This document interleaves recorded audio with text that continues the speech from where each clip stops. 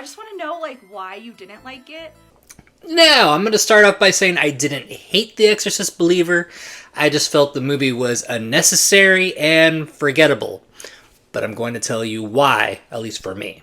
So I'm going to be honest, I went into this movie with very low expectations just because I feel like films like Jaws and The Exorcist should just be left alone because they were lightning in a bottle. But nevertheless, I went to the movies and I try to keep an open mind. And the movie actually starts off okay. We get a little background, a little history. We get to meet our main characters, and then we see these two little girls walk off into the forest and then they disappear. And at that point, the movie kind of becomes like a missing persons thriller. I actually thought that part was pretty cool. And then the little girls are found. And that's where the movie goes really downhill for me. So I'm going to bring up this pet peeve that I have because I think it is very relevant to this movie. So I have this big problem with requels and legacy sequels. They try to do their own thing and I respect that. I'm like, cool, do your own thing, make this your own. But the problem I'm having is when they're making these movies, they're doing a lot of Easter eggs, nods and references to the original property, and then at the same time trying to tell me, hey, don't compare us to the original movie. And it's like, if you're constantly bringing up the original yet better movie, so you're just trying to have your cake and eat it too? No, it doesn't work that way for me. And with that goes into my complaint about the lack of character development that's in this movie.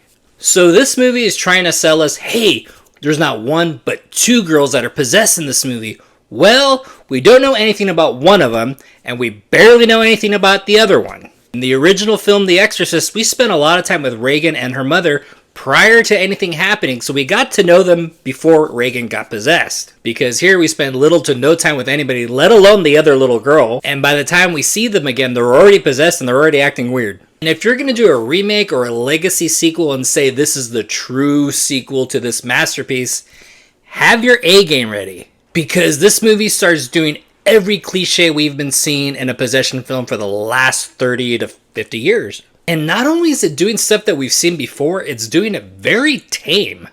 The movie brought back legacy characters that had no purpose of being there other than being cameos. The movie does introduce this cool concept as far as having multiple exorcists in a room from different religious backgrounds.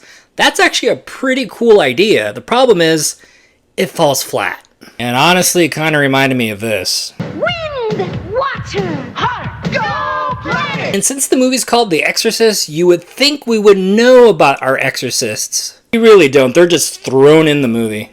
I have to talk about the original film because it's basically forcing me to, but in the original film, we knew just as much about Damien Karras as we did the McNeil family.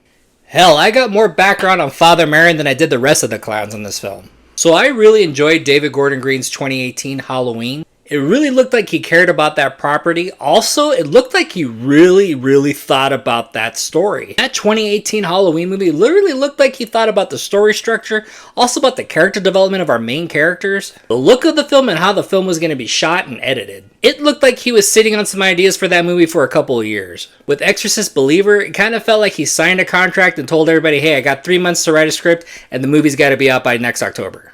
And to me, it just felt very rushed and sloppy, and you could tell where all the cuts and reshoots were entered in. One of my last and final points, this movie lacks subtext and interpretation. The original Exorcist and Exorcist 3 both had a lot of subtext and a lot of things for you to interpret. Those filmmakers really left it for you to decide for yourself.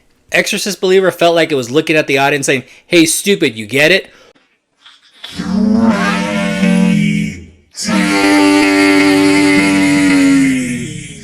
On the positive side, the makeup was really good. The real complaint about the makeup was this. What is that? That's a little too hot topic for me.